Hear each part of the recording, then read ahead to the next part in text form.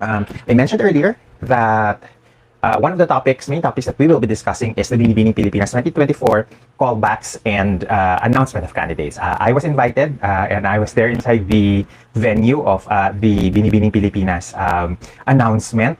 I was able to record some video footage of the announcement. However, because of the song Win Your Heart ng SB19 was used during the announcement, I cannot use that video because it is monetized by SB19 and yung kanilang record label. So that means that if I'm going to release it raw, then I won't get the I won't get approval because of copyright issues. So what I'm going to do later on is to edit muna and then release it at a later date na lang. Okay?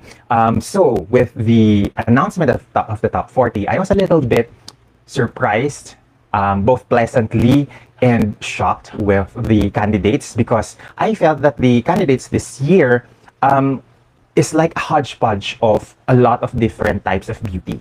I think that there are strong Morenas, there are strong Mestizas, and there are candidates who are somewhere in between.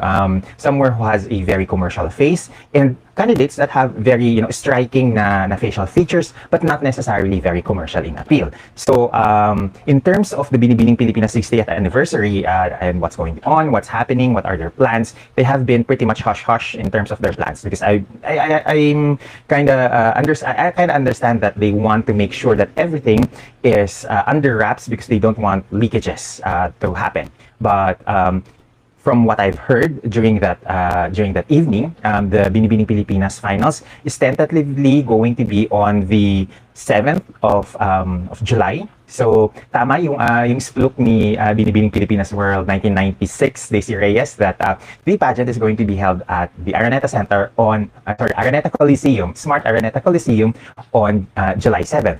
And I think that's a very fine date, simply because one, hindi sila sasagasa with the Miss Universe Philippines na schedule. Pangalawa, they have actually control of the dates that they will book with the Araneta Coliseum because they own Araneta Coliseum. And the second thing is because typically around June or in July, those are the lean months when it comes to pageantry. So when it comes to exposure, content, in terms of discussion topics, yun yung mga months na medyo kinakailangan yung mga content creators, mga vloggers like me, would really need to do something in terms of content. And this is, very much welcome because it makes our lives easier, that hindi in conflict yung mga schedules ng mga national pageants, hindi sila conflicting and overlapping, so that it allows us to breathe and really create content that is really geared towards these individual pageants. So, okay, so additional announcements with regards to Binibining Pilipinas 2024, so that there are new Execom members. It was made public that Binibining Pilipinas Universe 1997, Abigail Arenas, who was also yung first runner-up ni Charlene Gonzalez in 1994, is now part of the Execom, Binibining Pilipinas Charities Incorporated Execom, that will handle yung Binibining Pilipinas pageant.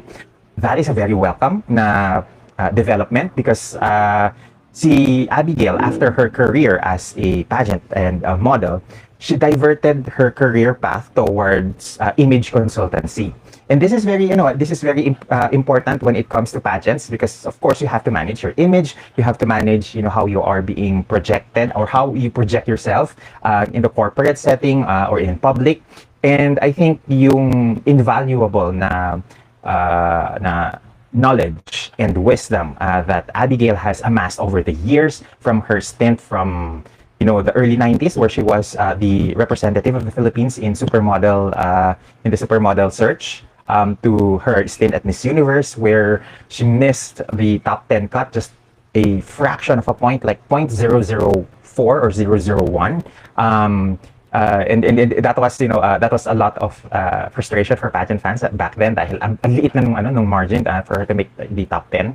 However, after her stint at Binibining Pilipinas and at Miss Universe, she has really made a name for herself when it comes to image consultancy. So I think she would be a great addition to the Binibining Pilipinas family. I have no word yet if Lara Kigaman is still with the Execom. I am now thinking that perhaps every year they ask someone from the previous na mga winners ng tawag ito ng Binibining Pilipinas to sit as a member of the EXCOM committee. So maybe it is a yearly thing where I think in 2022 it was Lara Kigaman, and then last year she was actually in the US for the most part of the Binibining Pilipinas pageant. So hindi natin siya nakita, and so it does make sense that if in case they have decided that every year a new member of the EXCOM is coming from the past na mga winners nila, then it kind of makes sense that they are rotating yung mga winners, past winners nila,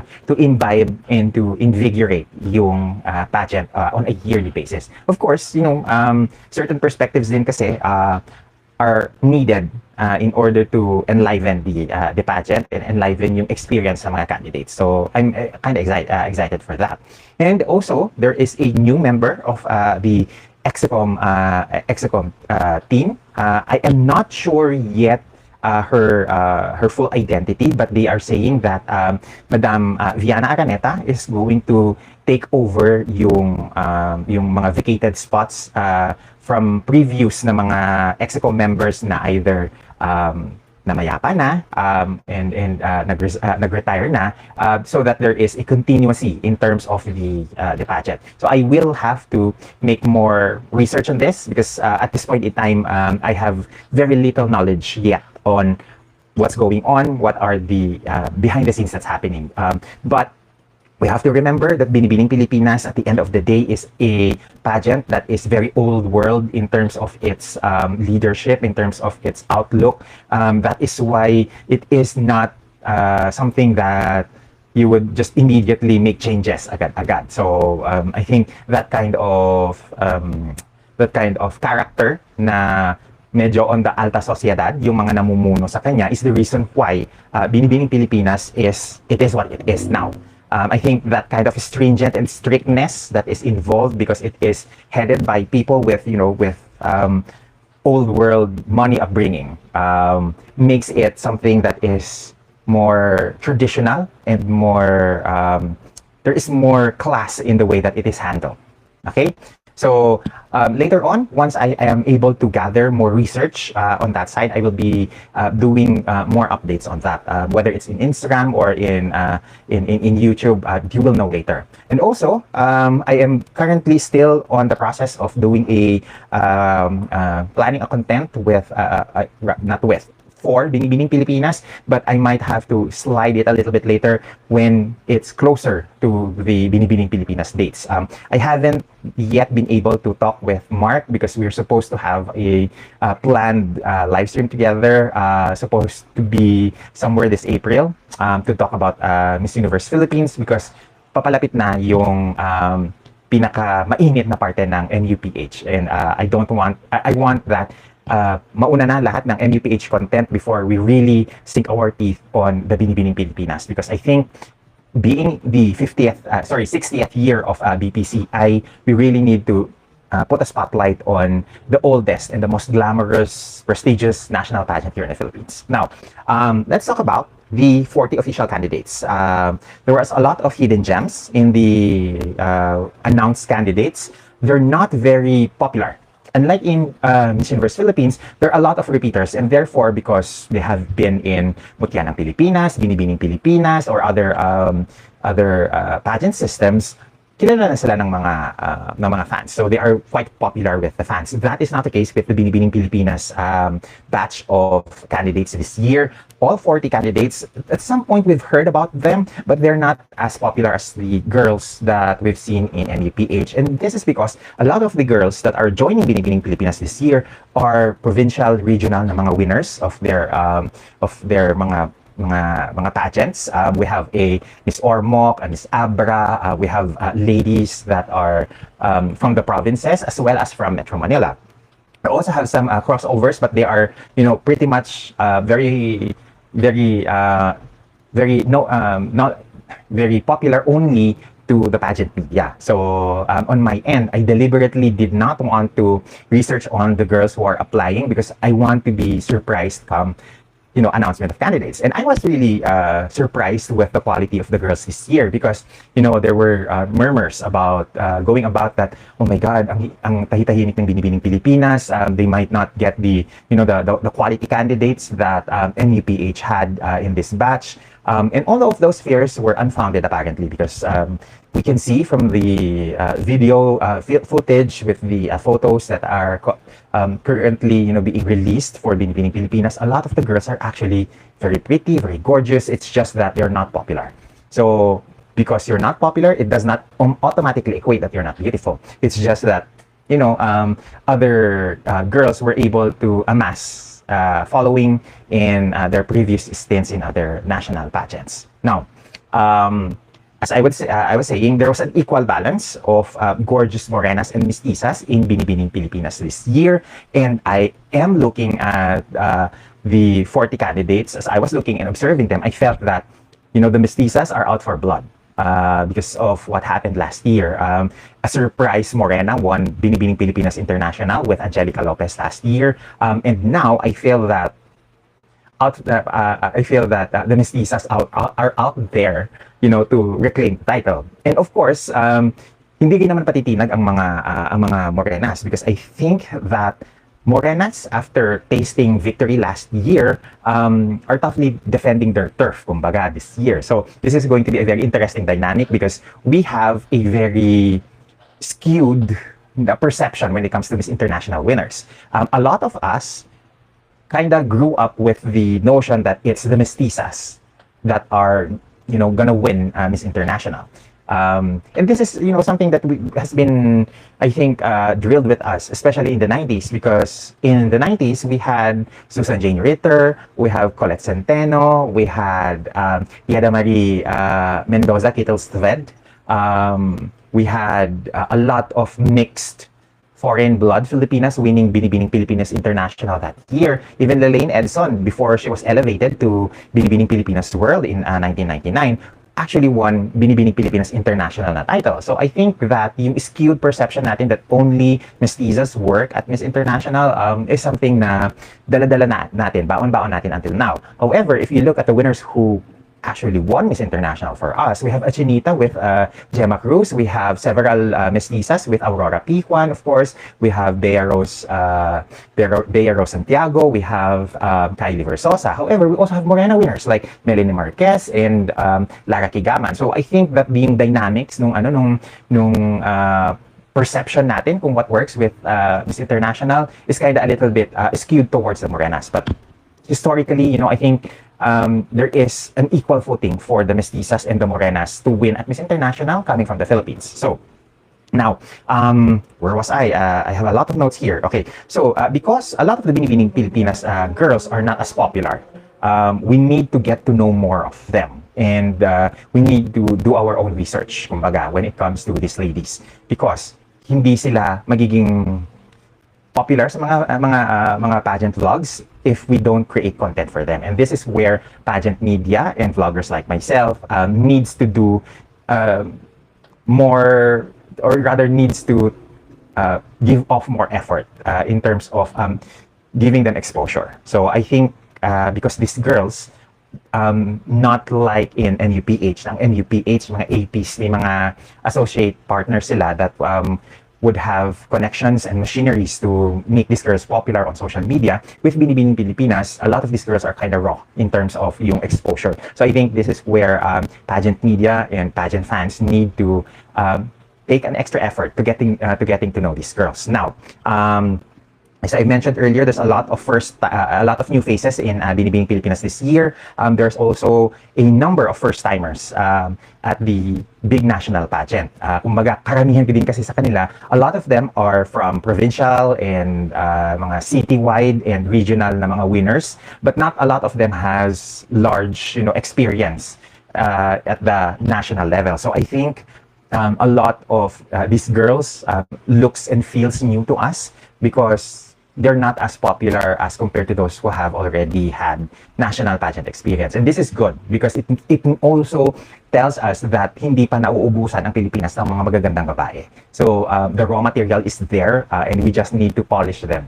Because a lot of the girls that I saw in Binibining Pilipinas were actually very, very pretty. So a lot of them, I am not really even familiar with their names. The only girls that I was able to learn, or rather recognize, were Phoebe Godinez, of course, Vera Dickinson, and what's her name again? Oh my God. Kimber, no, Crystal, si Tala, Tala de la Cruz, because a lot of the media people were calling her name during the interview. So dun ko lang nalaman yung pangalan niya. But immediately when I went inside the New Frontier Theater, where the candidates, or the girls were officially announced as candidates, na taon na nakaposisyon ako doon sa area where Tala was located. So she was one of the girls na immediately, mukha pa lang, I thought na, oh my God, this girl is very Miss International Peg. And now, because nabanggitan natin si Tala, let me just list down 8 or 10 girls na pumukaw sa attention ko during the Binibining Pilipinas Binibining Pilipinas callbacks. So let's start with Tala, because she's the first lady that really captured my attention, because she was a cross between Megan Young and, to a certain degree, a little bit of Maureen Montaigne. So when it comes to yung beauty, I think this is the kind of girl na hindi natin pwedeng palampasin. This is the kind of beauty that needs to be nurtured. She still is very young. I think she's still studying. I think Holy Trinity, or oh my God, I forgot. But she's still studying. Essentially, she's still very young, and therefore her pageant experience is not yet as vast as the others. And the beauty of someone who is this young and this is raw is that there is time for her to polish yung kanyang credentials, polish yung kanyang campaign, yung kanyang what do you call this, yung kanyang pasarela and everything, presentation skills niya, and also the communication skills. As you all know, it's Angelica Lopez who's going to compete at Miss International this November.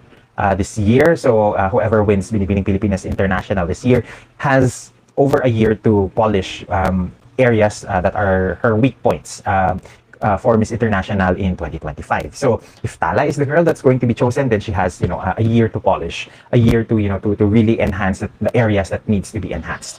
When it comes naman to yung to the repeaters, si Dr. Tricia Martinez is the one to really look up to, because after her outstanding performance last year, she won best in evening gown last year, so we were expecting that she would end up with one of the titles, when there was no other girl who was named as as winner na naiiwan na lang, when Ana Valencia was named for Globe.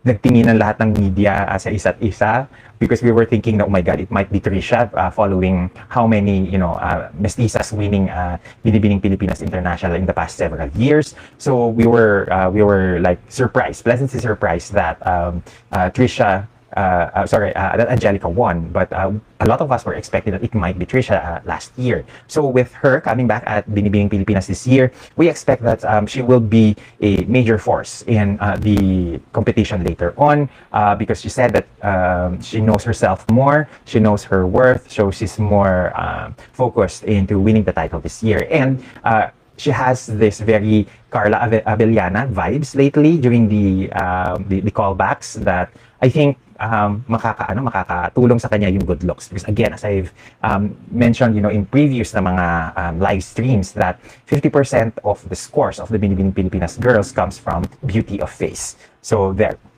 Another girl that another candidate that we kind of focused our eye on is Kimberly Velasco de Luna, who is a batchmate of Kerry Riley in our current Miss Philippines Earth Air during the Century Tuna Super Bonds in 2022. So Kimberly is also an Air Force sergeant from Caloocan. He is a Philippine Air Force reservist. So kinda malaki yung expectations natin na she will do good in this competition in Binibining Pilipinas this year. So I think she is one of those Morenas that we need to look up to or to watch out for, because there is a lot of potential on this lady. Then, of course, among the Aces girls, we have Phoebe Godinez and Vera Dickinson. So Vera Dickinson is a very Miss International prototype, as mentioned by a lot of observers, because of her mestiza good looks. She is Binibining Pilipinas, Binibining Kanlahi in 2022 or 2023. So she also has pageant experience, but not as big as a national pageant. However, she was one of the stunners in the callbacks earlier last Friday. I think siya yung isa doon sa dalawang pinupush ng mga Aces and Queens na camp as their flag bearers this year. Of course, we all know about Phoebe Godinez. She was a Hiyas ng Pilipinas winner during the inaugural edition of the pageant. I think this Cebuana is the main flag bearer of Aces and Queens, if I'm not mistaken. But maybe I am mistaken. But I think there's a lot of pageant experience on this lady that pwede nating paghugutan ng laban later on. I think she's very competitive. I think that when we had a quick snippet na interview with her, she said that she works under pressure, so that's good. Alam niya yung expectations sa kanya being a front runner as early as now. So I think Phoebe Godinez and Vera Dickinson, they are the ones to really watch out for in the Aces and Queens camp. Now, in terms naman doon sa mga KF girls, of course, Crystal or Tala de la Cruz is one of the, I believe, the flag bearers of KF this year, as well as Lizelle Jones. Now, Lizelle Jones is Miss Ormoc in 2022. She has this very Nicole Borromeo, Marian Rivera look on her that I think na magugustuhan ng mga pageant fans. She actually, I believe, grew up in California and is now taking on her first national pageant. So, first time niyang sumali ng malaking pageant like Binibining Pilipinas. And we are actually, excited because there is potential in this girl. Nakikitaan natin siya ng potential as early as now. I think it's just a matter of, the right styling, the right packaging, so that mas mapalitaw pa yung ganda niya. I think yung mga mestizas talaga this year are really gonna fight nail and tooth in order for them to bring back the crown to the mestiza side ng mga Pinay. Okay? Then we also have a Miss Abra. She's Myrna Esguerra. She was one of those girls na doon pa lang sa lineup ng mga candidates nung announcement ng mga candidates, she stood out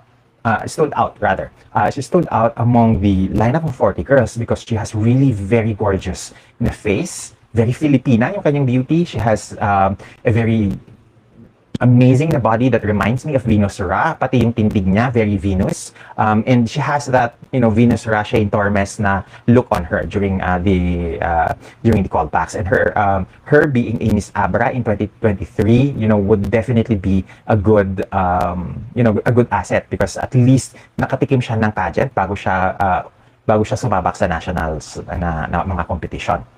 And then, kailan na ba tayo na-mention? So, we had Trisha, we had we have Tala, we had Kimberly, we had Phoebe, Vera, and Lizelle. We already mentioned Myrna. We have two more in our list, and then one of the ladies is Roella Frias.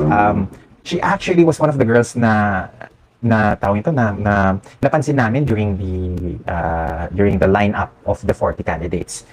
It just so happened that we are not aware of her name. We didn't know who she is, but we certainly noticed her because of her. Yung mukha kasi niya, it's a cross between Shannon Tampon, who is Miss Elite Philippines in I think several years back. A couple of years back or a couple of years back, and Meiji Cruz. So, ang ganda nung mukha niya na parang hybrid between Shannon and Meiji. She has this She has this, very sweet but also very sultry, depending on the styling, na look on her. And when I was actually after the callbacks, after the announcement ng mga candidates, I looked her up in Instagram, and she apparently was a Miss Cosmo Philippines alumni. So, ibig sabihin nito, may pageant experience din siya. So, we forgot to mention in our list, Tracy May Sunyo, who is number 9 on our list. She's one of the girls that we thought had a very beautiful body. She has this very swan-like presence to her. Her proportions were like those of a ballerina, and I think she's one of the girls that is largely overlooked because of the taller, more prettier na mestiza. However, this Morena beauty, who was I think a first runner-up at Bacolod's Mascara, Miss Bacolod Mascara pageant, I think she's one of the girls that we really need to pay attention to, because she could be, a potential spoiler for some of the girls who are more popular or are more recognized by pageant media and by pageant fans. I think we need to include her in the list because she has this very raw Filipina, very oriental look that is going to be a asset for her, and if other girls are not paying attention to her, she might be able to steal a spot away from them. At number 10 on our list is actually Samantha Victoria Acosta, who is familiar to a lot of pageant fans because of her Miss Philippines Earth na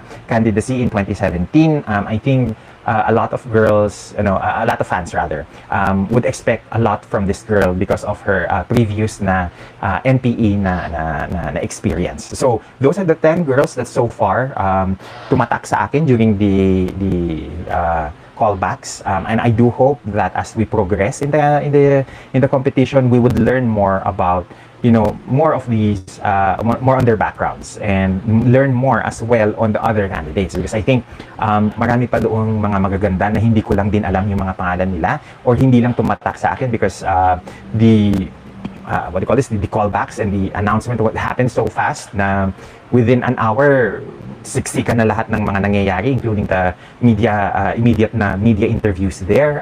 As you can see naman doon sa ni-post kong callback video, ang ingay-ingay, lahat kanya-kanyang drama, lahat ng mga pageant pages may kanya-kanyang microphone na nag-overlap yung mga interviews, kaya yung mga girls, ang lalakas din ng boses. So, I do hope na you watch that video earlier on para to get a sense of, how beautiful but chaotic and very interesting yung mga ganaps behind the actual na callbacks. Okay, so before we move on dun sa ating topic, let's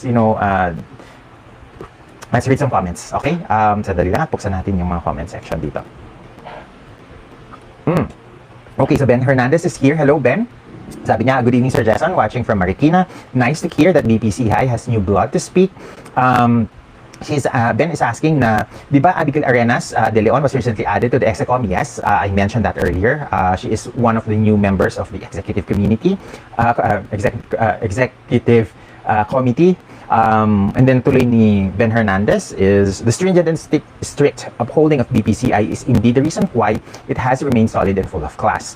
Grabe ang diamond batch ng BBP ha, lahat Diyosa. Okay, so going back doon sa mga candidates ng Binibining Pilipinas this year, there's a lot of other girls na hindi ko na-mention, hindi ko rin kasi masyado kilala pa, hindi ko alam yung mga pangalan, and I'm still on the process of searching yung kanilang mga Instagram to follow them and to get more updates about these ladies. I think karamihan ng mga girls na hindi ko nabanggit were on the Morena side, but kapag titigan mo sila ng matagalan, hindi ka magsasawa sa mga mukha nila. They really look gorgeous, and I think yung kalamangging kaligatan nila, sets them apart from other candidates. Although right now, I think if I am going to weigh in, mas maraming mga mestiza ang tingin ko palaban this year as compared to the Morenas. However, it doesn't mean that the Morenas are gonna take this lying down. So I am, I am excited with the dynamics later on how the Morenas versus the Mestizas are going to play out in the competition. And I think this year we're going to be inundated with a lot of surprises because a lot of the plans of BPCI is very hush-hush. I was asking them maybe kahit man lang sana madala nila si reigning Miss International Andrea Rubio here they were able to bring together, you know, past Miss International winners, pero wala talaga, tikong bibig talaga ang Binibining Pilipinas this year on their plans. Okay, Dansong, SNJHSM, sabi niya, Tala is studying at Holy Angels in Pampanga, BS Accountancy. Parang hindi yata accountancy. Ang accountancy, I think si Vera. I think si Tala is studying communications. So, yeah, I think ang accountancy, I think it's si Vera, and si Tala yung sa, what do you call this, yung sa communications. Okay, so that's the comments, the extent of the comments right now in our comment section.